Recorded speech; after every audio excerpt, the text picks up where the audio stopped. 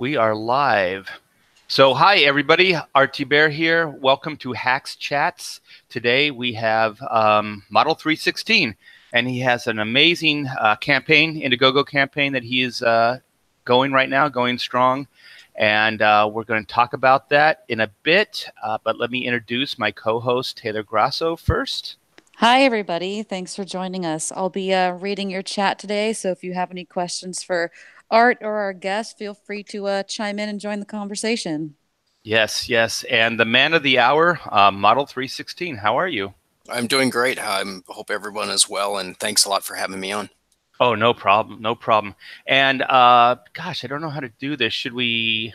Yeah, I guess I'll just ask you, explain who you are and what you're doing, and then we can get on with all the cool stuff, with all this, your campaign and your sculpts and all that other good stuff.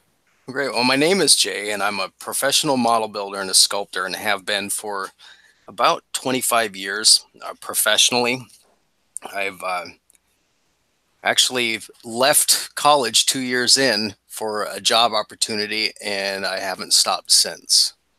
So at the time, of course, if you think about 25 years ago, there were no programs or anything going on. I think there was some elective AutoCAD classes you could take for very early versions. Of course, they were really expensive classes to take, but otherwise it was pretty much just a get out there and do it kind of industry that I was in.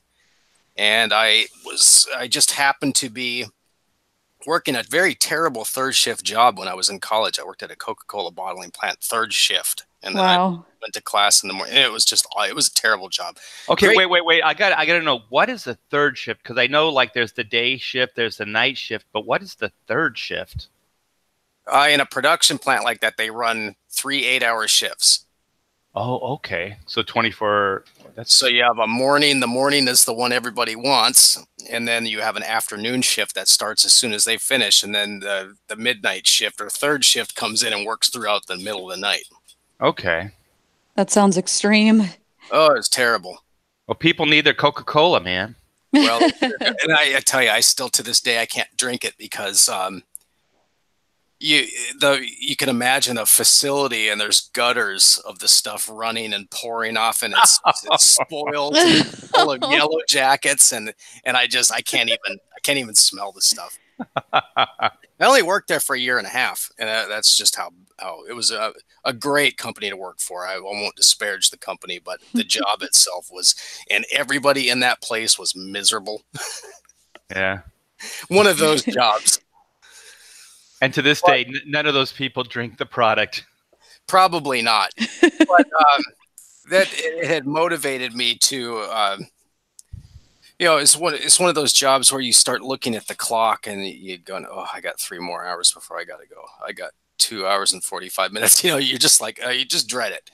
So Yeah. I happened to be riding down the road, and I drove by a company that said architectural engineering models, and I basically got on 2 wheels and did a U-turn and went in there, and the guys were really nice. I'd never done anything like that before. I had no experience in it. I had an art background going back, but they gave me a tour, and I said, "Are you hiring?" And they said, "Well, we really need people with experience." I said, "Can I come back in 1 month?"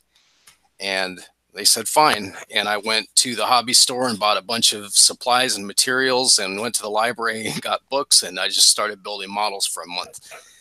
And I went back in there, and they hired me that day. So Wow. I was able to I work in that shop for a couple of years, and we did a lot of overflow work for Disney and some other companies like Paramount and Viacom. And Was that here in California? Where were you living at the time? East Coast studios. So Okay. all the production being done in like North and South Carolina, Wilmington in particular. They had the sound stages there at the time. Now there's a lot in Georgia. So a lot of that was picking up because the South is non-union and they have much less EPA restrictions. So whereas in California, you can get in trouble if someone catches you spray painting outside without a booth.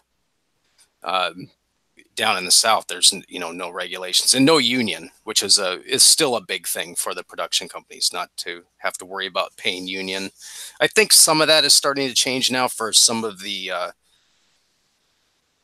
people doing rigging and things like that. I think they're starting to get a little bit more unionized, but it's still pretty, it's a lot more cost effective down here in the South. Yeah, I like that Hollywood, it's just in name only. It doesn't really exist the way people think it does. Yeah. There's very little production is done here. We live in California, Taylor and I, and very little production is done here anymore. Atlanta is taking off. Yeah. Oh, Well, yeah. you see it in all the Marvel movies now. They have the Georgia Peach, logo at the end of their movies. I think even Tyler Perry, I think, is building a huge complex down here, sound stages, and A lot of TV stuff films in Georgia. They have that little "Made in Georgia" logo that comes on after. That is down here, and a lot of productions. Yeah, it was in Canada. Now it's Georgia. And we have the climate for it too. And then we have in Georgia and South Carolina in particular, there's a lot of different types of environment and terrain. Yeah, you have city, and then you have woods. You have some serious mountains, woods, mountains. lakes. Yeah, Kind of interesting. So we had done a lot of work for these different companies, and that was right about the time where like 3D was just starting. CAD was taking over. Laser cutting for doing parts was taking over.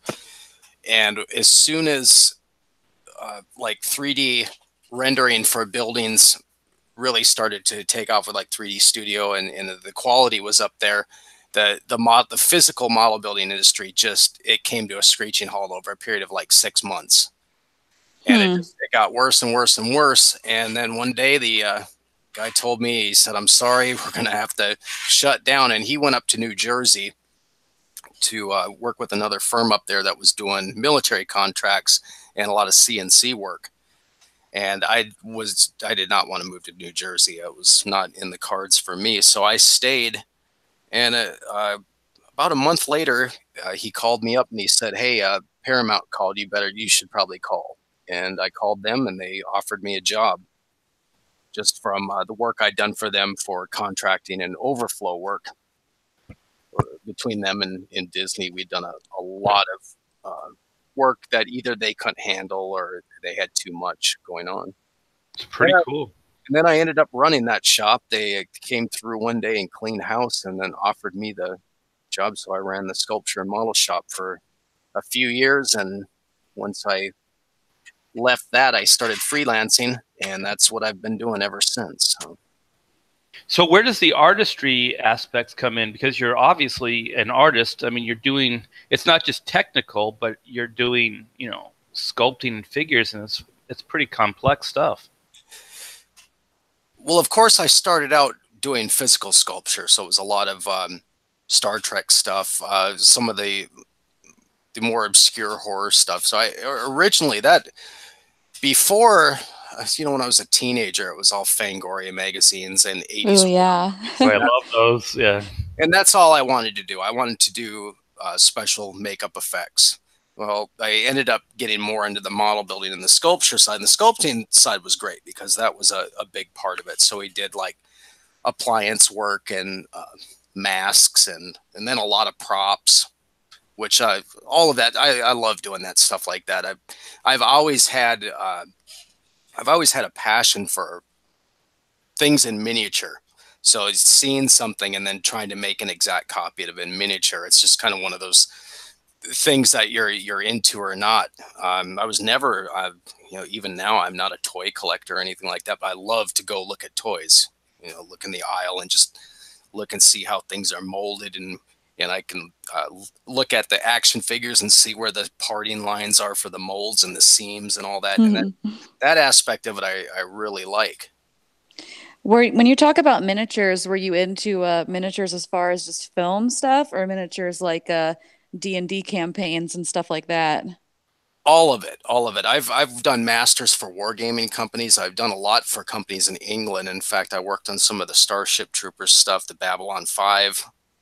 doing the nice. epoxy miniatures that they would cast in pewter, and that's a lot big. That's a big thing over in England. It's the Warhammer and things like that is pretty big here, but not like it is over in Europe. It's yeah. It's a huge thing. And then the historical wargaming. So a lot of that was that stuff is very enjoyable too, doing like World War II armor and artillery and things like that. Very cool. Well, it sounds like we have a similar background. That's what I wanted to do, actually. I didn't know comics was really an option. So, you know, I lived in like LA County. So when Star Wars came out and I found out that most of that stuff was miniatures, I lost my mind, because when I was a kid, I always built models and things like that. And so the kit bashing aspects and all, you know, all that cool Star Wars stuff really, you know, was attractive to me. And I built models like crazy when I was in my teens, early 20s. And I even went to school, like initially I went to school for like, they didn't have like, you know, a class where you could learn this stuff. So the counselor, the closest thing they could get me is like some kind of like theatrical design, like stage and props and things like that. So being stupid, I ended up, you know, doing 2 years of like theater design, and, you know, thinking it was going to get me closer to, you know, what I wanted. But, you know, in the meantime, I drew all the time, and it just ended up that the comic book thing opened up for me. But I was definitely kind of going down the path that you're at now. So you got a kindred spirit here. And that background, it really covered it. I predominantly was a 2D artist up until I was 18 or 19. And I always built, like you say, scale models and stuff. I was fanatical about that. And I really, I decided very early on that I was going to pursue this somehow. I would say when I saw Empire Strikes Back in the theater as a little kid, I was like, okay. You remember that book that Industrial Light and Magic put out in the 80s? I have it still, yeah. I do too. It was like an $80 book at the time. Yeah. It took me like Christmases in a summer to get that. My parents wouldn't buy me an $80 book, but I still have that book to this day. And that's, it's kind of funny that I ended up with Paramount, because it was all Star Trek, and it was kind of lost on me. Everybody thought, oh, it's so cool. And all I could think about the whole time was, I wish this was Star Wars. Yeah. When I was working on Superman, all I could think about is it's not Batman. Oh. Yeah, I hear you, man. I really do. So did you study art in school? Did you take life drawing and things? Because your figure work is really, really good.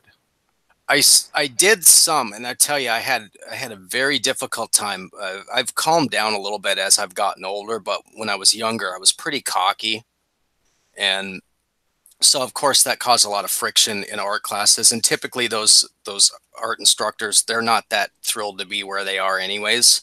Yeah. So I really did not, you know, the art classes, it was not a good experience. I took some, but then I just kind of mainly focused on getting some of the basics out of the way, you know, the college level math and things like that. But I did some figure drawing classes, but some of that stuff was so mundane. I just, I remember in one art class I was in, the instructor took a stool, put it up on the table, put some other stuff around, and told us to draw everything that we could see through those objects, but not the objects themselves. And at that point, I started, and I think I went about 10 minutes, and I excused myself from the class, and I never came back. And I know there's value in it, but it's like, okay, I need to be drawing practical things. Yeah. If you were like me, I got out on my own pretty early on, so I didn't have a lot of money for college, and, you know, it was just the money that I could scrape together to go and to pay for it. So I always went, and I didn't have time. So I never wanted to waste my time. So if a teacher was doing stuff like that, I felt the same way. I was like, no, I need to learn, you know, the basics. I need figure work. I already knew what I needed. And then when, the teacher would structure stuff up like that, or sometimes they wouldn't get a model in life drawing, so then we would just draw the other students or Oh, stuff yeah. like that. I'm like, no, man, this is 2 hours of my life, man. And I don't have 2 hours to piss away like this. I could do this for free with a friend. Yeah, exactly. I don't need to pay for that same thing. Draw the person in front of you. So you're looking at someone who's looking down at their paper the whole time, every now and then looking up at you, and it's like this is not a good exercise. And that was just part. And it actually is a good exercise. It's just that when you're young and you don't have patience for stuff like that. I could probably. Yeah, but the thing is, you could go to the mall and do the same thing, though. You don't need to pay a fee for that. Yeah. Well, and like I had said, I was working third shift at a Coca-Cola bottling plant, paying for those classes. I was tired when I got there, and I wanted good classes. Exactly. I was really sacrificing. Well, I was struggling to be there, and I had no patience for nonsense. So yeah, same, exactly. So, so then you have an art background and you have the technical aspects. So, at this point, I'm trying to follow your story. So then you're in Paramount now, right? Yeah, I was at Paramount, and again, it's another one of those companies. Like it's great experience, it's great resume experience. At one point I was trying to get a budget for hiring extra personnel and trying to get the hourly rates for these people up a little bit, and the little gal in HR said we have no intention of being competitive in the industry with salaries. So it was one of those, and some of the other companies are the exact same way. They have file cabinets. Well, probably now they have disk drives full of resumes of people around the block who will come and work for less than what you're being offered. So that is kind of the state of that industry right now. And at that time, even you wouldn't even get billing for anything. Like I worked on the last big thing I worked on. I worked on the 45-foot long composite model of Titanic, the actual physical model. And at that time, nobody got any. The head of a studio, if it was like a Stan Winston or something, he would get, or Rick Baker, they would get billing, but nobody else did.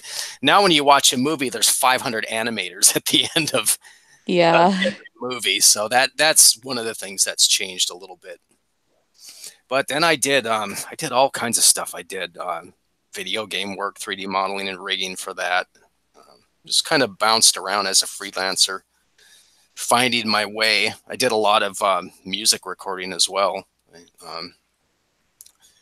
What do you play? What music? What instrument? Primarily, I play guitar, but I have a little project studio where I have everything, electronic drums and keyboards and all that stuff like that. So I can do a full production. I barely do any of that anymore, but I was doing a lot. In fact, we did at one point I did some music for Ric Flair for his music beds for Gold's Gym.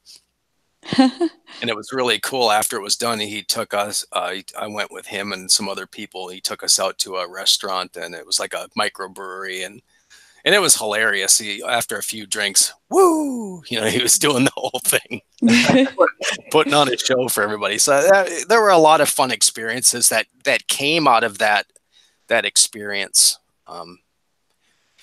And then I just started to do so much more sculpting than anything. And of course, in the last, I'd say the last 10 years, it started to make that shift of more 3D modeling than physical sculpture. But I still do a good, sometimes it's just faster.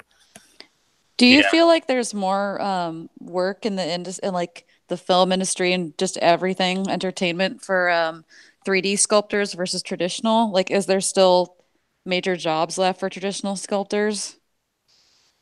There's not there still is some. There's some fabrication that even things that are moving over to the higher volume 3D printers. There's still assembly and finishing work that has to be done.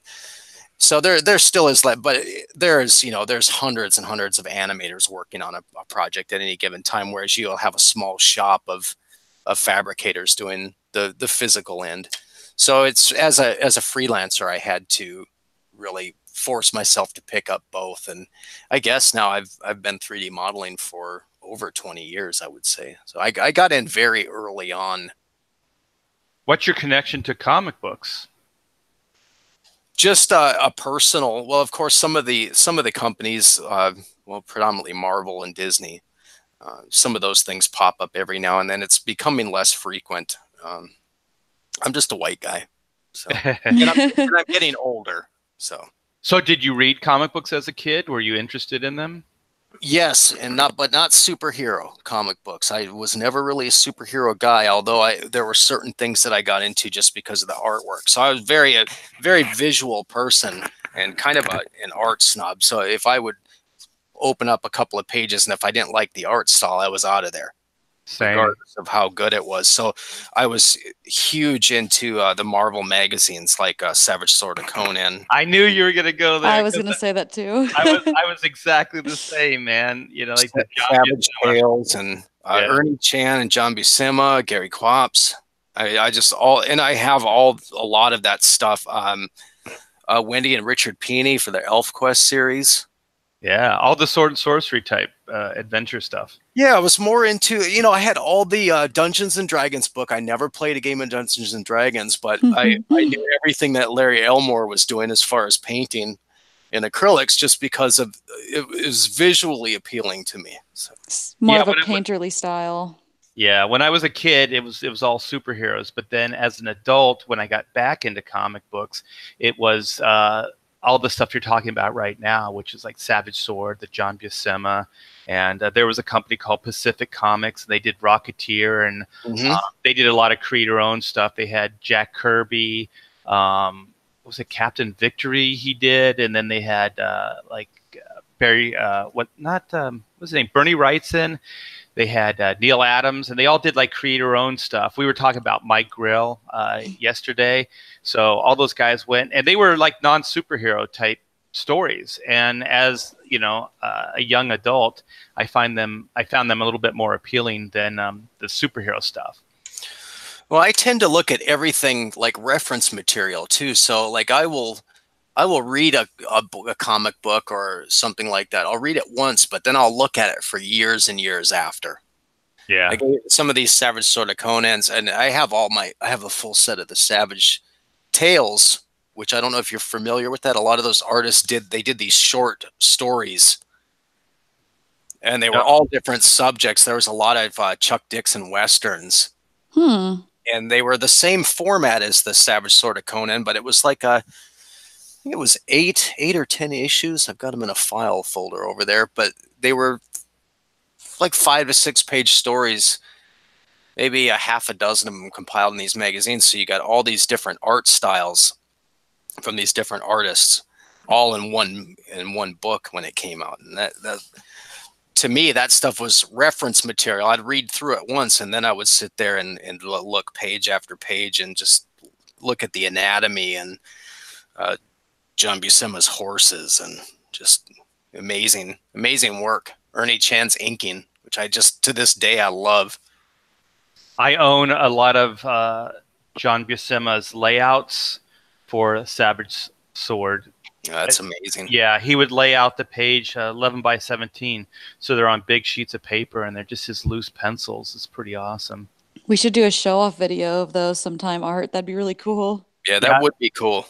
I have those, and I have a lot of Gil Kane, like ballpoint pen drawings, layouts for the page. The old guys, they would lay out the page the same size. So like the newer guys, they do them as a thumbnail, and they blow them up, and then they light box them that way.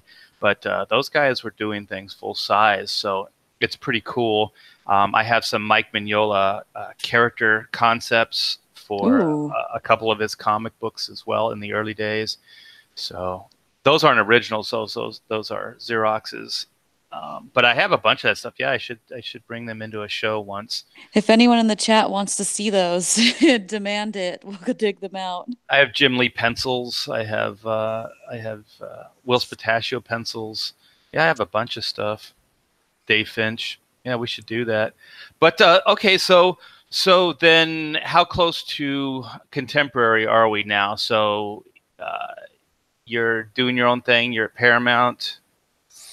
Well, after I left, I really went on a track that I've been on now, where have I have a fairly eclectic range of abilities. So there's not a lot that I will ever. Someone will come to me and I'll say, I don't think I can do that. I'll at least take a shot at it, and I have a pretty good track record of being able to complete. So from one day to the next, it's sometimes I'm doing example projects for CNC equipment, or I mean, I've designed tools for tool manufacturers, and it's just all over the place.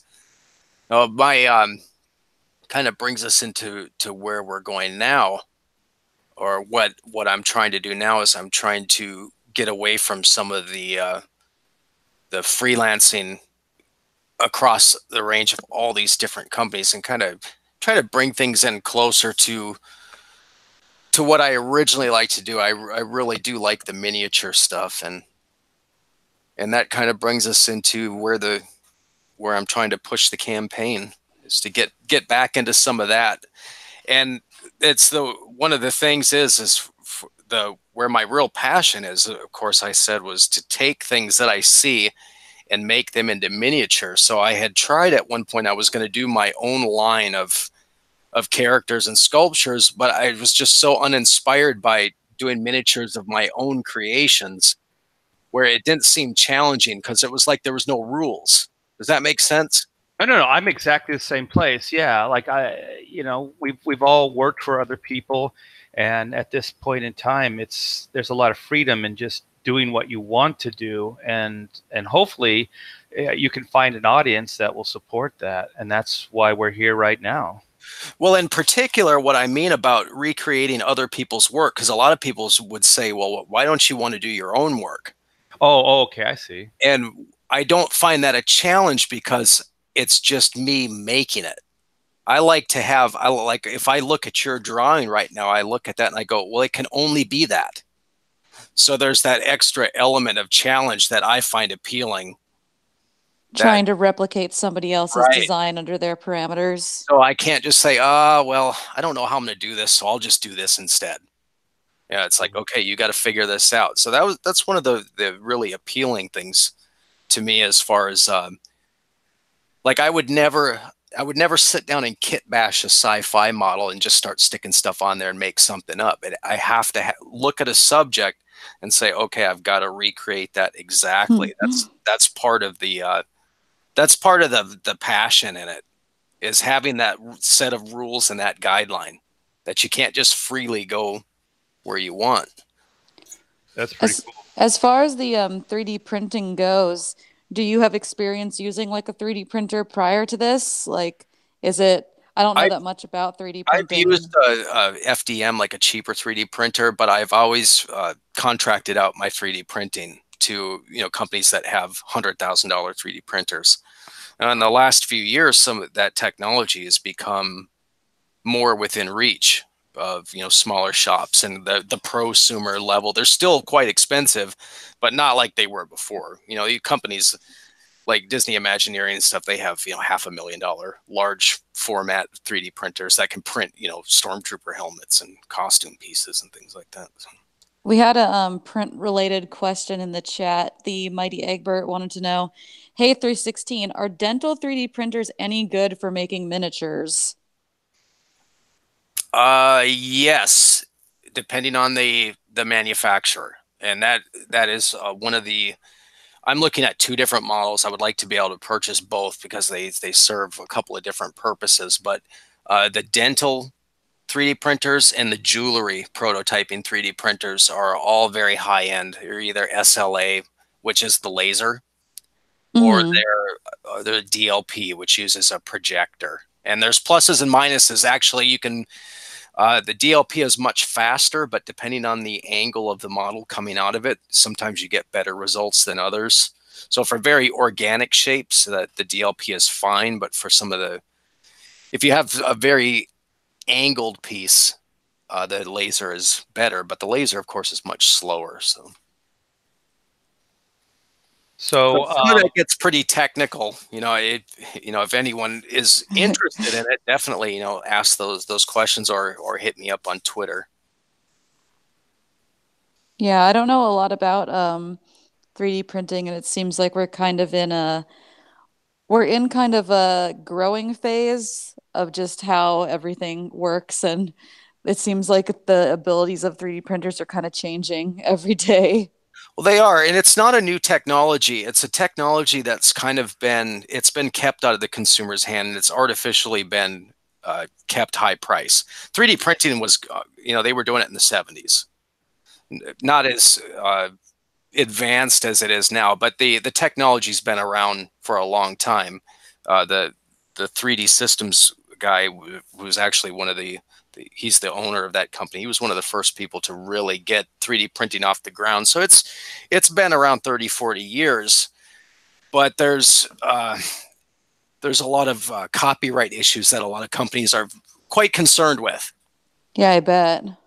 But 3D printing is going to, if you think about the Jetsons cartoon, when they would, they have the box where they would go up there and antimatter would make their object.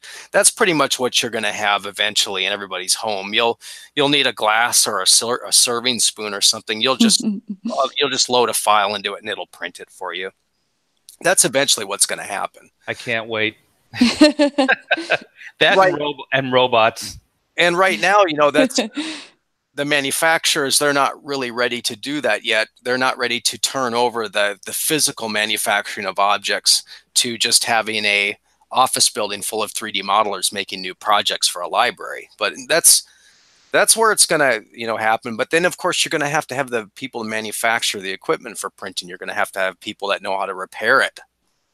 But that is coming. In fact, there's a company, Form 2, which is getting ready to release a fuse, a sintering printer. This thing can actually print usable parts in nylon. Like their demo, they were printing nylon parts for a bicycle, and actually the pedals, and then putting them on the bike and then taking off.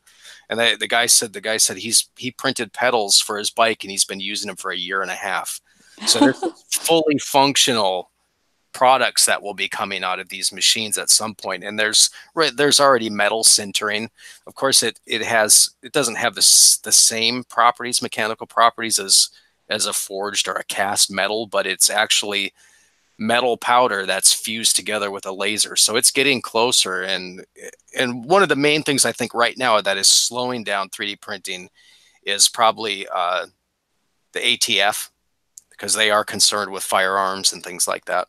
Yeah, I've heard stuff about that because they've successfully printed like a full gun with obviously separate parts that you could assemble. But the thing is, there's machine shops that can make weapons. Absolutely, too. Exactly. Because we used to Hack Studios had a studio set up next to a machine shop in an industrial park, and those guys were I'm not going to name names, but those guys were bootlegging guns, man, because that guy came over and said, anything you want, as far as firearms and stuff. That's pretty cool. You can make a shotgun with pieces from the hardware store. I mean, it's not difficult to do. And I love seeing kludge guns. These guys were doing cooler stuff than that, though. Well, depending on the state you're in, like I know here in Georgia, you can make firearms for yourself. You have to keep a record of it, and you have to give it a serial number. But I can go out I've got metal lathes out in the shop. I can go out there right now and start turning barrels. The thing is, like, when people hear just like 3D printed gun, they picture just the gun coming out like as like a solid, like you're 3D printing it. It's like you just have it. It's a rubber prop gun. Well, and there are ramifications to it, but it's you're not going to stop it. Yeah. Yeah, that's why I brought up, like, people are doing it or had done it in the past with actual metal and fabrication. Yeah. So they were making guns even before 3D printing. So and much higher quality. Yeah, there's a very underground industry for homemade firearms and suppressors and things like that. I mean, it's not difficult to do. In the end, if people want something like that bad enough, there's nothing you can really do to stop them. It's the only thing that's the fear is that are these 3D printed? Are they plastic or ceramic? What are the guns made out of? Well, I forget that guy's name. He actually has been litigating now for a couple of years, but he the federal government went after him for putting files up, and they went after him for interstate violations, and he won that first case, but I think they've taken him back to court. The government has gone after, and it's really silly to do, because what he had done is he made a plastic gun that could fire a few shots before parts started to give out. Melt, yeah.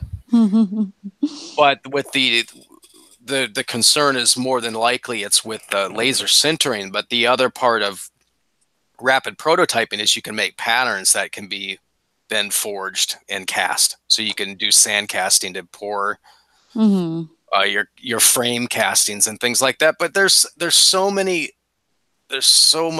knee-jerk reaction to things like that, because you can buy 80% finished lowers for pistols and rifles that aren't there's no regulation whatsoever. They're missing a few operations to finish milling them into a lower receiver, so they don't qualify as a finished piece. So you can buy these things for very cheap. If you have a good drill press or a milling machine, you can finish out these lowers, and then you have these operational parts. It's a publicity show is what it is. Is the plastic aspect what scares them because of the metal detectors? Is that why they get up in arms? Possibly, but you're not going to have a plastic barrel at any point. You know, a Glock is a plastic gun. It's ceramic. Like a polymer. Right? Well, yeah, it's plastic. It's polymer. That's exactly what it is. The Springfield XDs, the Glocks, there's a lot. Brett, I think, has a polymer frame now. It's just plastic, but it does have integral metal parts.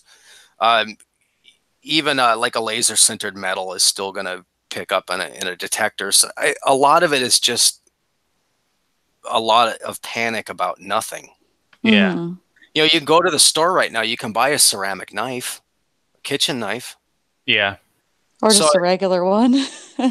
Well, you can get a ceramic knife on, past a metal detector. Right. That's my point, is you can go out and get ceramic weapons. And you can get plastic weapons. But I mean, people sneak. Well, I don't want to get into too much into the subject matter, but people can kind of get anything past if they really try. I don't know if 3D printing would really impact that or not in a real way. And I think one of the biggest things right now is protecting of IPs. Like Disney went really hard after Thingiverse. I don't know if you're familiar with that case and what happened. That happened earlier in the year. But Thingiverse is a hosting company that has all these 3D models that are available for people to 3D print. And it was loaded down with little Stormtrooper figures and Mickey Mouse. And I bet Disney went in with a hammer and went after them. And they took everything down off the site. But if they're not being sold for profit, well, I guess they can still argue. Yeah, because of the distribution. Now, with IP law, that's something that I've been involved with quite a bit on both sides of the table.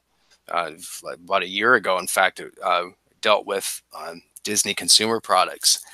And I had done a bunch of samples of things, and I just went to the internet and I got pictures, and then I made my own files and did some CNC work, did some casting and things like that. And all this stuff, brought it in there, and one of the lawyers said, "Where'd you get this stuff?" And I said, "I made it." And they said, "You can't do that, and this is a lawyer." And I said, "Well, yes, I actually can." And he said, "Well, you don't have our permission to use our IP." And so that is kind of there. Now, the attorney is wrong. That attorney, I'm guessing, knows IP law, but he was posturing. Trying to intimidate you. Trying to intimidate, right. But the fact of the matter is that an individual, I'll use your property as an example. I can make any sculpture, I can make molds, I can cast it, I can paint it, I can put pictures of it everywhere I want, and there's nothing you can do about it. Someone can come to me with a picture of White and say, "I really would like to have a sculpture of this on my desk." I can do it for them. I can take money for it, and there's nothing you can do about it. Now, if I take that property now and I put it in a store or I put it up on eBay, If it's something that I made for myself, I might be able to demonstrate, well, you know, I did this for myself and I kept it for about a year and then I decided I wanted to sell it. If you mass produce it, though. Right. If I go past one, that's where I start getting into problems. Yeah. And companies even now, if I say I finish, and this is the main reason, people have already asked me if they can have a copy of the models, and I've had to decline. If you know, people ask for my Cyberfrog models for video games and things like that, and I cannot distribute that. Yeah, you know, you do the work yourself and then do what you want with it. But once, say, this file for white, if this ever leaves my computer and it ends up on Thingiverse, I can't control it from there on out. It's going to propagate. There'll be a million copies of it on the internet. So I do have that policy. People have asked me about, well, can I have the model? And I would probably be willing to give it to you, but if you let it go from there, there's nothing I can do about it. Right. Yeah, it seems like once that's once it's out, hit the internet, yeah, you can't get that back. Never. Well, let's use this as a way to talk about the campaign, and I have a couple images here, and then we'll go over to the campaign and talk about it and see if we can get some eyes on, look at that, on your Indiegogo. So why don't you talk about this a little bit? The white sculpture. Is it up on the screen here? I see it. Did we lose him? Uh-oh. Maybe not. Maybe we did lose a model. Are you still there? We're getting into the part where I'm still here. Yeah, you guys actually dropped out for a second too, so we might have just got disconnected for a minute. Okay. So yeah, so I see it on the screen. Looks cool. Okay, so yeah, we were gonna start using this as a way to start talking about your Indiegogo campaign, the white sculpture. So this is a sculpture that's being done in higher res, and I have a couple of different iterations for it for multi-use. But this is one that we kind of discussed being more of a static statue where there could possibly be a two-part base using the yin-yang symbol with black on one and white on the other. Yes. So this is in a state right now. It's still fairly early on. I'm starting to do the details for it. So I started on her shoulder armor here. Yeah, that's cool. And it's based on this image here. So I saw, if anybody wants to see it, it's all up on Model 316's YouTube, where he's putting this whole thing together, and he's taken actual measurements from my drawing for the cover of Black and White Remastered. And very cool. Gosh, it's so meticulous. I see you measuring things and then bringing them over to the sculpt. And this is what he's putting together based on that drawing. It's absolutely fantastic. This is an amazing thing. And like I said, Jay, this is something, you know, because I share a past like you where miniatures and models and all this stuff. So I'm totally geeking out on this. This thing is so freaking killer. So we got to get you funded so we can get more of this stuff done. So go ahead, talk a little bit more about it. This is probably about 2 days into the process. So for a full model like this, I usually would say, you know, a week and a half to 2 weeks is about normal. Now that's not full-time working, because a lot of times I have to just look away from it, because I'll noodle with something and I'll keep moving things around and I'll come back and realize I haven't really gotten anywhere. So it's a lot like physical sculpting, where you can sculpt and sculpt, and at a certain point you got to take a day off and walk away. So that's why I like to have multiple sculptures going on at the same time. And then sometimes you have just problem solving, like for this one, I'm getting ready to start on her hair. So I have a mesh that I've laid down that I'm going to sculpt the hair on top of it. And you can see that I've just drawn some lines here where I know where I'm going to start working the hair and in which direction. So that's not even a part that will be on the finished model, but I will actually lay the strands of hair on top of that mesh to give me. I saw you put the mesh down, and then you kind of shape it in the basic form of the hair, and then you start pulling strands from it to get like the loose wisps of hair and things like that. It's a lot of fun, you guys. If you have time, you should go over there and watch Model 316 do this stuff live. Yes. It's quite amazing the way he puts all this stuff together. When you were doing the basic, where you had it kind of like you were assembling it and then you were filling, like, because when you move the joints where you would break it off or cut it off, there would be open areas like gaps, and I would watch you fill those things like you were squirting like something like toothpaste into it, and you just like you'd like squirt it in there, and I go like, that's like liquid plastic you're shooting in there. This is really, I mean, it's like adding clay, right? You're like adding clay. Very much like sculpting. In fact, here's an area that I still haven't really fine-tuned. So a lot of times I have a tool that will basically, let me get on the right layer here, but I have a tool that will. Okay, let me go back to you then. See if I can do this without screwing everything up. Yeah. This is starting to become a What very big file, but I have a tool that will just kind of eat the mesh out, and it's not moving anything, it's actually removing it. Okay. So kind of like with clay, it's easier to come back in, and this other brush acts much like what you're saying, where you're just squirting material. Yeah, that's cool. That is so weird to me. Oh man, that's awesome. And then I'll go back in there and fine tune it once it's in place. And there's a lot of different ways. Like this one, I kind of have an idea that this is going to be more along the lines of like a sideshow type sculpture. So I know what I would be able to get away with in reproduction. Whereas I have another copy of it set aside for if it was like an action figure, a smaller figurine, you obviously can't. It's very difficult to do a lot of these strands of hair in a molding process. So there are limitations as far as manufacturing, but the larger pieces you get, the more you can start adding that detail in there. You just have to do a simplified version of it. Basically that's it. When you have manufacturing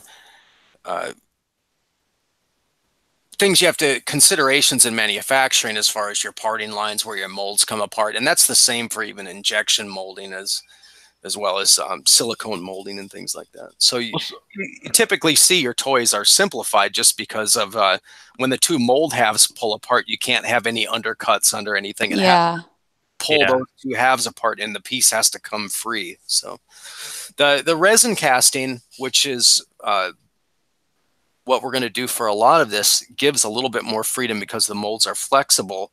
And then some parts, I could see printing the hair and just printing each iteration of the hair, and that would allow you to do these flowing strands. And also, you would do them separately and then attach them later to the figure. Absolutely. Ooh, I like that. So is the plan to 3D print the prototype and then make a physical mold? For some of the parts, yes. Print the masters. And the whole campaign started around the concept of a bunch of people have come to me and asked me about doing masters for figures. And so in the traditional way, which I prefer, I do like to sculpt in clay and wax. And most toy manufacturers, a lot of them do they're switching to 3D printing, but traditionally it was done in wax. Mm-hmm. And then sent off to a foundry, and where they would cast one in a metal, and then they would use that for a pattern for doing the injection molds. But what I wanted to do is, if it takes me anywhere from 2 to 6 weeks to do a master sculpture. So if it's depending on the size, for someone asking me to do a master for them and say, well, it's probably going to cost you about $3,000 or $4,000. Well, you know what most creators think when you're going to have to pay me for a month. Yeah. Long. And when most people hear that, they immediately they get the idea out of their head that they're going to be doing this. Yeah. That's why I'm so thankful for this, because I understand how expensive these things are, and how amazing it is that you're giving your time up, and really all me and the other guys are doing is giving up a little bit of licensing to you to do this. So can you see Model 316's Indiegogo here? Is that up on the screen? I am just seeing the normal screen right now. Okay, what did I do? Let me see. Okay, am I back at Hangouts now? Yeah, you're back at Hangouts. I don't see screen share enabled yet. Okay, let me try this again. Hold on. We got some Warhammer 40K fans in the chat. I love the Warhammer stuff and all the Citadel stuff. I've never played a game of Warhammer, but there we go, Art. Okay, cool. Yeah, so you want to get into your Indiegogo a little bit, Jay? Sure. I'm going to retool this campaign. The fact of the matter is that the incentives that we have right now are not resonating with anybody or enough. So in a way, it's a good thing. So what I had done was I approached a bunch of different artists and kind of settled on doing these collector's coins that people are familiar with, like Pogs. The idea is that they're about a 2-inch diameter 3D sculpted coin for each of these properties. And it's a cool idea in itself, but it's not caught on. It's not getting the kind of response that I'd hoped for. And originally I wanted to go straight to figures. And I was having a hard time selling that idea to everybody. And what I wanted to do is I wanted to have something consistent. A couple of guys were like, okay, do a figure. And then other guys were like, I don't know. And I understand that, because the concern, I think, was more that I was going to use their property to fund my project using something that in the future they might want to use as a product themselves. Okay. So I did the coins thinking that, okay, they probably wouldn't, that everybody can agree on this. But now everybody's starting to see that, okay, the coins aren't really that big of a draw. A few people have gotten into it. Some more people have said that they're going to back it when they are able to. But it's given me a little bit more leverage to go back and say, look, if we did a very stylized small, like 1.5 inch to a 2-inch figure, something that will only ever be available here, only for the campaign, that is going to be a lot more attractive to everybody. So the idea I had was to keep the coins, because I really like the coins. The coins are awesome. Yeah, they look so cool. But then remember how the old Kenner Star Wars toys had, on the play sets, there was a peg, and then they had a hole in the heel? And you could set them on the platform, right? Yeah, you could, all over the different, if it was like the cantina, there were all these different locations with a peg, and you could stand your figures up and they wouldn't fall over. Well, yeah. I had a similar idea to do a peg in a couple of places on each one of these coins, and then have the figure be able to use the coin as a base. So if we do these little stylized little figures, and what I'm picturing, I've already started on a couple of them. I'm picturing, I don't know do you remember the old muscle men? They were like those pink gummy. Oh yeah. Yeah. So I'm thinking something along the lines of that. Not a complete caricature, but something definitely stylized and unique.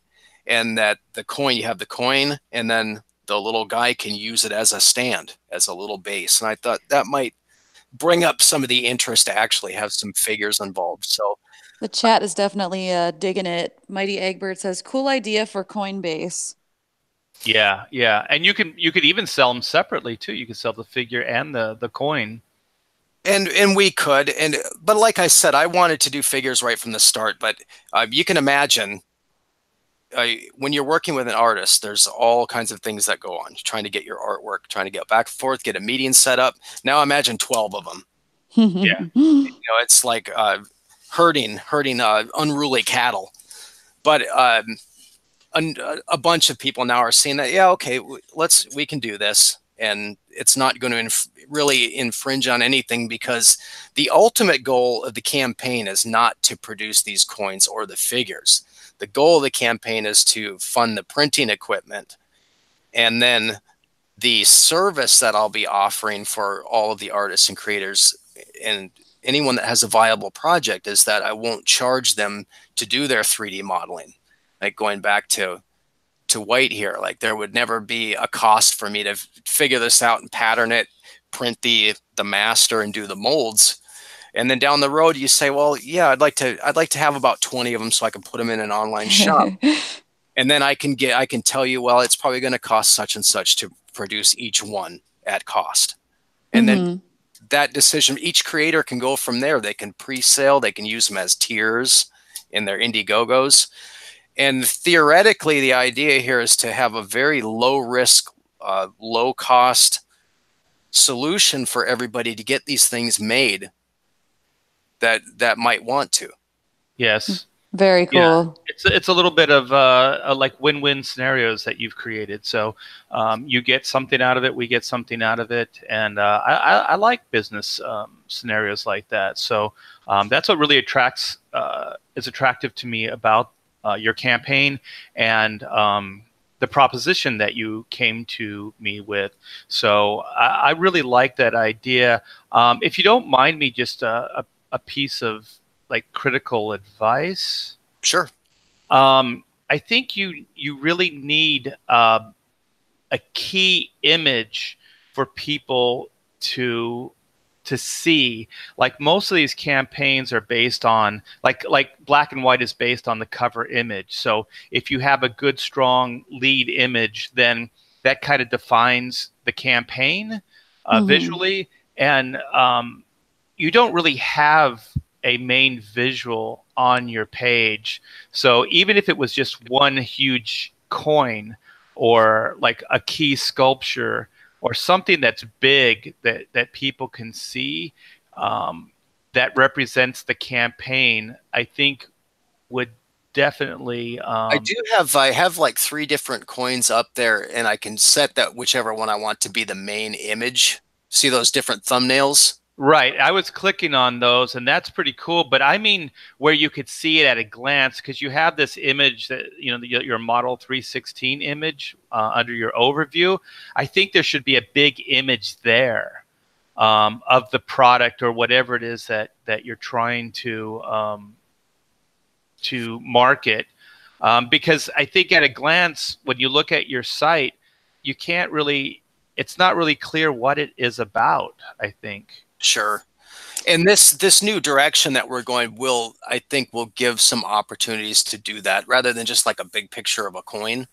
There'll be some figures now. And I think that's going to make a huge difference. So I'm actually concentrating on that this week, really pushing to get that done. Let's see what I've got. Well, I keep looking over at your side, your images, and they're really small, and I want to see them bigger, you know. So, like all your different tiers. So it would be cool if you could see them, especially if you're going to do a bunch of miniatures where there's a way that they can see the product bigger. Because there's a lot of detail to these coins, and those little images on the side, they just don't do it justice. And the thing about 3D sculpts is since they're not in color, they're like a gray, it's hard to kind of catch people with an initial thumbnail. Yeah. Right. And someone suggested doing colors. Here I've got Donald's Brutus. Well, hold on. I got to go back. Well, let's talk about the campaign, because I'm not really good at flipping back and forth. But so are you saying that you're kind of going to shut this down, or what are you saying? Because I'm just unclear on what this campaign, what your goal is at this point. I'm going to be adding to it now. I have to go and I have to check with Indiegogo and see what my options are. I think in order to extend a campaign, you have to meet your goal.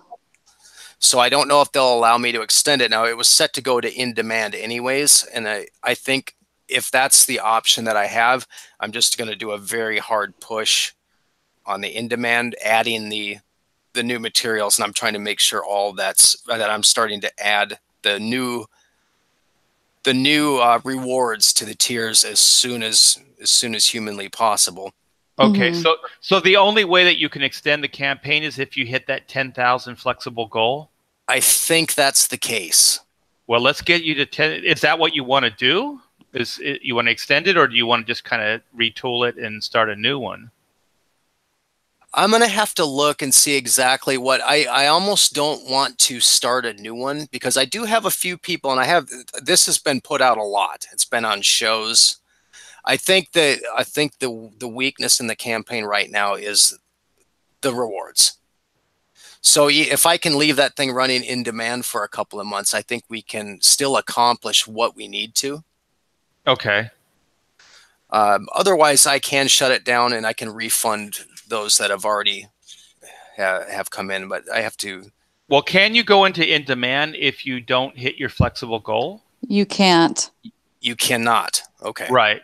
So from what I understand. I may have to just redo the campaign. Yeah, but that's what I was thinking. So, I mean, it's one of two things, right? Either in 11 days you hit your flexible goal and keep building off of this campaign, or I guess you just shut it down and retool it. Is this okay that we're working this out live right now? Yeah, I don't want to put you on the spot. No, not at all. Because I think we've all, and I've been very open about this on other shows and talking about that. Obviously, this campaign is not resonating with people. I think the idea of itself is because everybody's tweeting it and putting it out there, and people are talking about it. It's just that the rewards are probably a little bit weak. So they're cool, but it's not getting that widespread appeal. So whereas I think the figures will. So well, I wish I had the book out right now, because I would actually donate a bunch of books, or we could work out something where you could get the black and white coin and the comic. That'd be awesome. That would be a cool combo. But the book just isn't. There isn't a tangible book yet. I think we'll be okay. I'm still very positive about it, because right from the start, I wanted figures, and for a number of other reasons, it didn't come together to do the figures. But now I think I've got a little bit more momentum with everybody to convince people that, yeah, we should do the figures. Because once the printers are funded, then it opens up so many possibilities for everyone. I hear people all the time talking about on shows, hey, wouldn't it be cool if we had I remember listening to a show with Ethan where he was talking about, I'd really like to have a Ryan Johnson Funko bobble. They were like, well, if you had the printers, give me a week and then you got it. So it's really one of those things that opens up so many possibilities for everybody. No, I mean, it's amazing that that we have this kind of connection with you to do these things, because a big part of when you go into comic book shops and you go into these different places, that you see figures like action figures, and you see like you said, the high end sculpts, the statues, and things like that, and they really do go hand in hand with comics. The collectibles are keeping the comic shops open right now. Yeah, and I told that to these artists. If you had action figures right now, you'd be selling them. Trust me. If you had the stuff right now for sale, you'd be moving it. So that is probably, that's the next phase that somebody's going to pick up for this community of creators. You're going to have to go in. People are going to want the merchandise. And my goal is to really do this for people and take on the logistics of it, the technical part of it, that all you really have to do is say, yeah, I'd like to have an action figure. Well, you're not going to have to put down a big bunch of money and worry about that investment. You're just going to have to basically, when I send you a sample, say, okay, yeah, I approve this. And then you're done. Yeah, I like that. Yeah. I mean, this is amazing. And this is every indie publisher's dream, or creator's dream, is to have like these physical, manifestations of your characters. It's nothing short of, amazing for me. I'm so looking forward to this. Even the coins, when you were just showing me the coins early on, I was already like, this is amazing. I saw the potential in that. And I think it's also, you're running a pretty humble campaign, because you're basically trying to fund the 3D printers. Like you're not even asking for money for yourself. You're just you're going to put all that money back in to, building and making these things possible. So, I'm kind of confused. I don't know if I should try to hard sell this with you right now, or if, what my position here is. Well, I've already sent out an update to the people that have contributed to the campaign so far. and Okay. that they're not going to be left in the dust. That we are probably going to do some updates and sweeten the rewards for this. So those people that have contributed to the campaign have nothing to worry about. And Yeah, in fact, I'm sorry, the chat seems overwhelmingly in agreement that the figures are going to be the most popular way to push. mm-hmm. Yeah, and it's great. It'll work out. You know, the first run at this was a little bit underwhelming, but now I am a little bit more focused, and I do have that kind of leverage with the artist to say, look, this is what we got to do. We got to give something cool. Yeah. No, you had me at the coins, but the figures that's icing, my friend. That's beyond anything. So do we have an exclusive here? Is black and white little action figure? Is that going to happen? Definitely, definitely. Yes. And I know Mike Miller is very positive about it. I think there'll be a Bigfoot bill. I already have a Bigfoot bill quite a ways into sculpting. I saw that. It's pretty awesome. Yeah. Yes. So at this point, then, are we encouraging people still to come to the site and to still pledge and everything? Okay. Absolutely, because it's gonna roll. Even if we start a whole new campaign, that is gonna roll into, and I'll make sure that's very clear on the new campaign that anyone that contributed to the old campaign is covered. Okay, so even if the campaign is able to do more than the 10,000, which would be great, I would love for the campaign to do 50,000, and then I go and buy a spin casting machine and a vulcanizing platen, and we buy 6 printers. That, I mean, the way that I structured this is, I'm not trying to set aside a nest egg from myself. I'm trying to put in infrastructure to then actually get to work. That's when the work is going to start. So if I can have multiple printers throwing things out there, and a spin casting machine and a vulcanizer, that all of a sudden gives me the ability to do pewter. Yeah. Oh, that'd be cool. In pewter or in resin. And a spin caster and a vulcanizing platen is about $10,000 for those 2 pieces of equipment. So, but I mean, at that point, we can make just about anything. We could do war game miniatures, you know, just like the little Warhammer pewter figurines. I'm thinking solid gold white figure. Ooh. Well, you know, this one of the printers that I'm looking at is really cool because it's a jewelry prototyping printer, and it can print in a wax resin that can be burned out. So you can actually take the model, invest it directly, and then pour it in precious metal. Oh my gosh, that'd be so cool. So the capabilities are very high at that point. And the reason why I'm doing it as a crowdfund is that it's going to require that type of a printer. There's no sense even trying to start with a cheap printer. It's not going to be the quality, and it's never going to take off from the beginning. So yeah, I can see that definitely. And currently I have a very nice shop. I have 2 CNC machines out there. So as far as that aspect, I've already got that covered.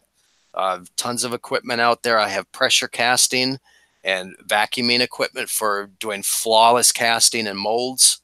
So we're really, this is something that the printing is something that up to this point, I've made my models and I've sent them out to a subcontractor to have them printed. But of course you're paying, you know, 3 or 4 times the cost to have something printed for their time, their equipment, their materials, and then their profit. To where if I can move this service into my shop, at that point, I can almost make anything between all the other equipment I have. Wow. And that's a very that's an exciting thing.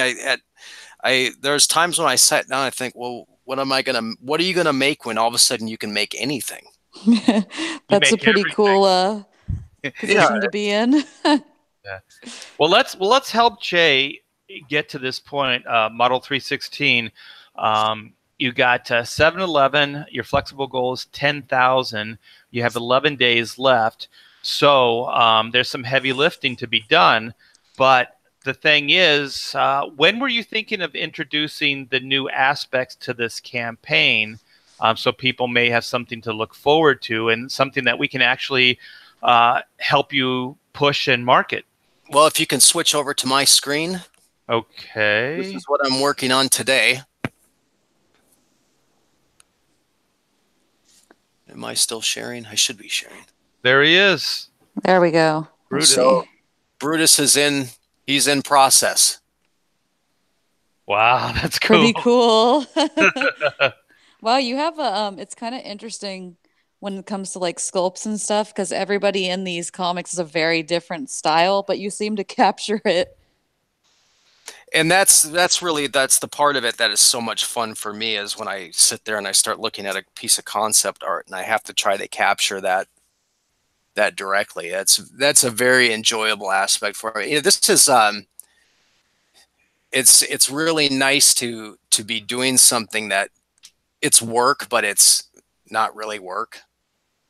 You know, I enjoy it. So I work 7 days a week. I work every single day. So, and on Sunday, I don't consider it really work. It's just recreation. So I'll work on a sculpt or something in the shop just to have fun, and pretty cool. And this would be a great business. I would love to be in a position to be able to hire some people and start a little cottage industry here serving our community. It's very possible.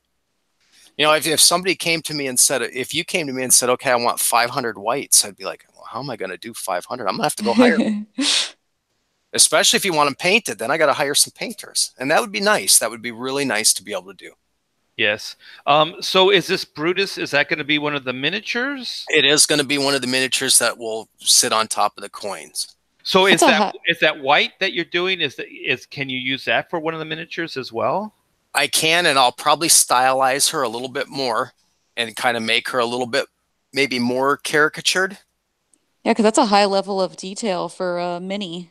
Yeah, because the mini has to be a little bit more simplified, a little broader, right? In the a little bit more simplified, and then I would like to have, because it's going to be so small, I'm going to probably have like a little bit thicker in areas in the knees and the hips, and this, you know, so you don't have a very fragile, delicate piece. If you want to look at, you know, and I'll definitely share these pieces with you before so you can give approval on them. But do you remember Homies? They were like a machine. Yeah. I love Homies. Yeah, so I'm kind of between that and the little muscle men. I think the muscle men were 1.5 inches. I'm thinking about 2 inches.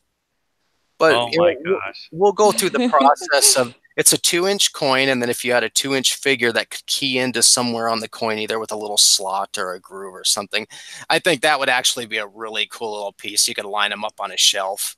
These things become collectibles. I mean, now I'm starting to see it as like a collectible display, and the possibilities. Well, and because of limited licensing, they will only be available for the campaign and maybe a few extras that you guys get for your tiers. It's not something that I'm going to put in a shop and be selling. It's only to get this infrastructure in place. Well, I would like to partner with you because Black and White is the one that is Indiegogo right now in demand. Is volume 1. So the follow-up story is going to come out in February of next year. So we could, if you wouldn't mind partnering, we could do some of that stuff as well for that campaign. Yes, that would be amazing. There's also another community too that a lot of the comic creators aren't really aware of, and that is the miniature community, and also the model building community and the painting community. There's a huge community of people that just like to paint. They don't read comic books. They don't play games. They spend thousands of dollars on miniatures and paints at $3 or $4 a bottle. And they, down here, there's a company called Cool Mini, or not about 20 minutes from here, and Jennifer Haley is she runs the shop down there. She's a world-class miniature painter, like museum quality. She's won the Games Workshop Slayer sword. She's unbelievable.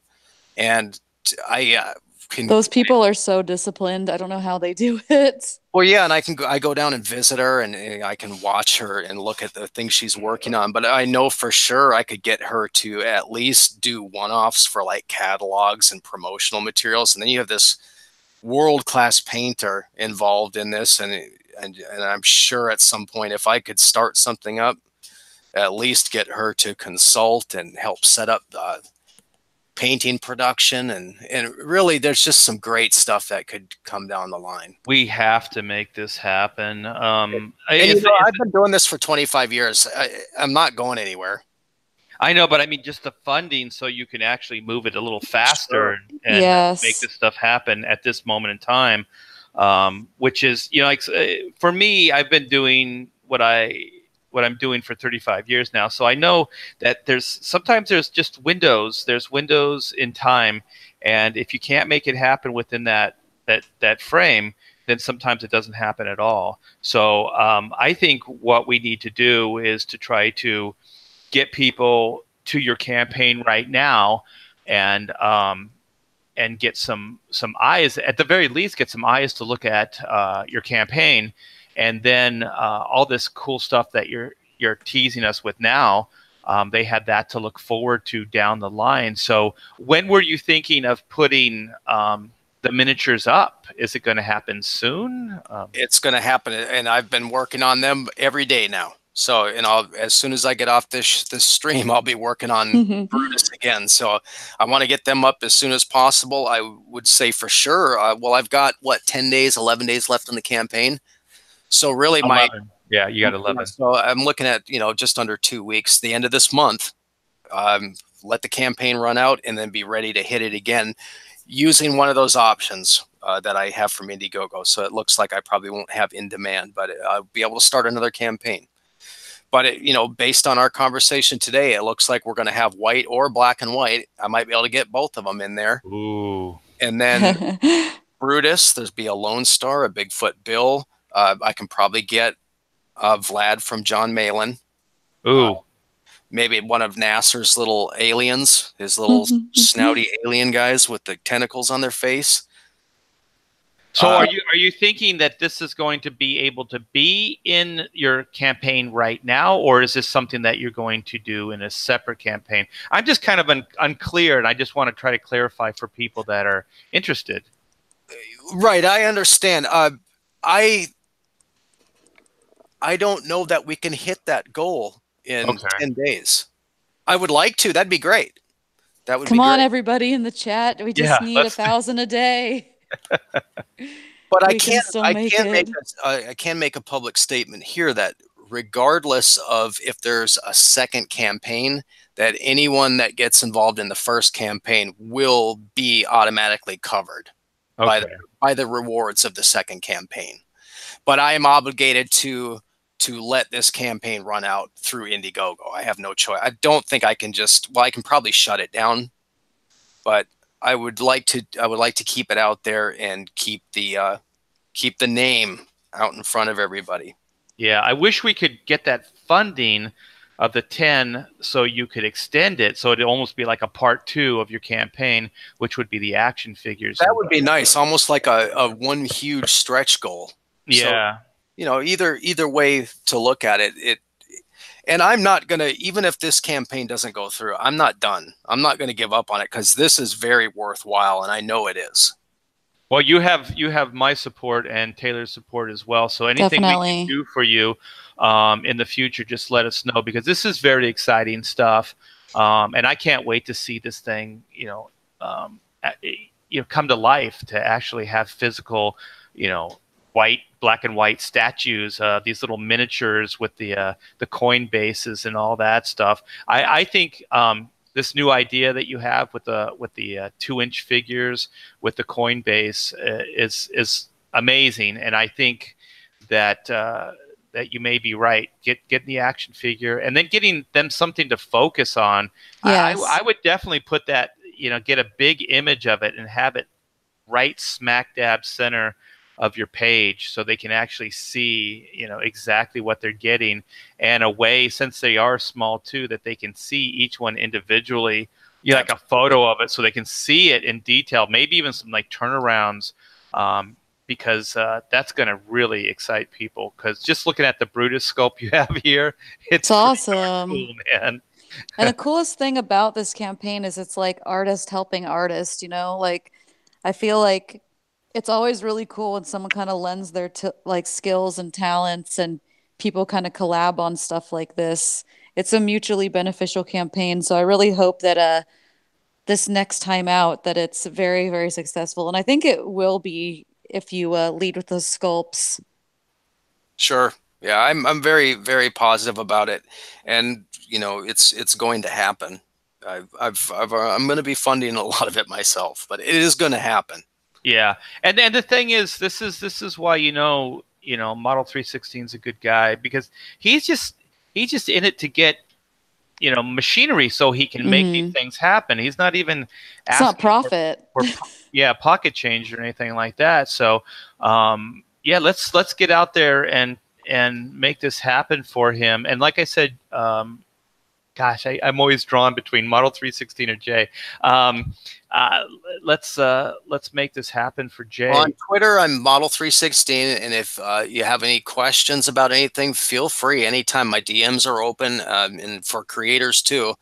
I can tell you that speaking with a lot of creators, everybody's got great ideas. There's some people that want to do tabletop games, so they want to do board games. They want to do full-size props of guns and weapons for their characters. That would be cool. I got the CNC router and the CNC mill out in the shop, and that thing can do unbelievable CNC props. Wow! In fact, I did one of the pistols for Jack Irons for his comic book, a full-size pistol, and it's beautiful stuff. Yeah. So there really is a lot that can be done. Oh, one of the things, I don't know if I told you, Taylor, that the White's weapons. Yeah. Jay was saying that you could actually outfit it for lighting, so you could actually have those things light up. Yeah. Oh my God, that was so cool. For the larger statue, yeah, I would cast her arms with fiber optics running down the center of the arms into the palm. Oh my gosh! And then just light it up from the bottom, and it would travel up and light up the sticks in her hands. That would be amazing. Use side lighting fiber optics, and you're all set. Come on, chat. We need some props. Yeah, we can make some of this stuff happen. Let's do this. Yeah. So we should wrap this up. So was there anything that you want to leave the audience with, Jay? Well, I can't think of anything we haven't covered. I'll just to promote myself, guys. If you want to see some of this stuff coming to light, I hope that I've been able to show you that it is possible. I have the skill and the ability that from this point, whatever I send out of the computer into that printer, it's going to print it. And then I also have a lot of examples up on my main Twitter feed at Model 316. So if you want to see the different things I've worked on, if you're a creator and you have ideas for some things you want to do, the main thing that I've asked the different creators to do is to help promote this. Do me a favor and help get that word out, and then we will have this capability to help you get these things made. Go ahead. You heard it here, you guys. I was just going to ask, would you prefer people to follow you on your social media versus the campaign at this point, or where are we directing our forces here? If they would like to contribute to the campaign, they're more than welcome to do that. I would love to hit that 10 and then be able to just extend the same campaign and update the images rather than make a whole new campaign. All right, well, you guys heard it here. Oh, and also Model 316 YouTube, you can see him bringing these things to light on his channel, and sometimes he'll do these things live, so you should check that out as well. It's a lot of fun to watch.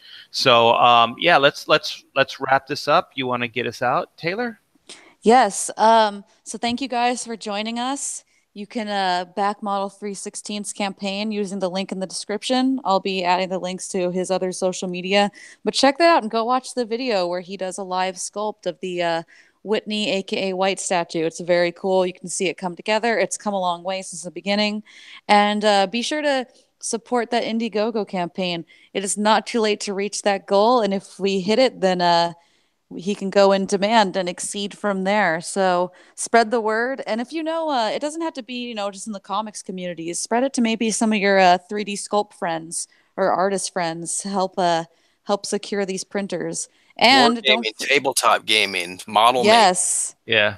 Yeah, it doesn't have to be just the comic demographic. This stuff has kind of a wide range. And with Black and White too, the Black and White campaign is now in demand. We're pretty close to our next stretch goal, which is the the badge/button set. So if you missed your shot, or you thought you missed your shot at getting a copy of the Black and White Volume 1, it's not too late. It's still in demand. So there's still a lot of tiers open if you want to go get yourself a copy of Black and White Remastered.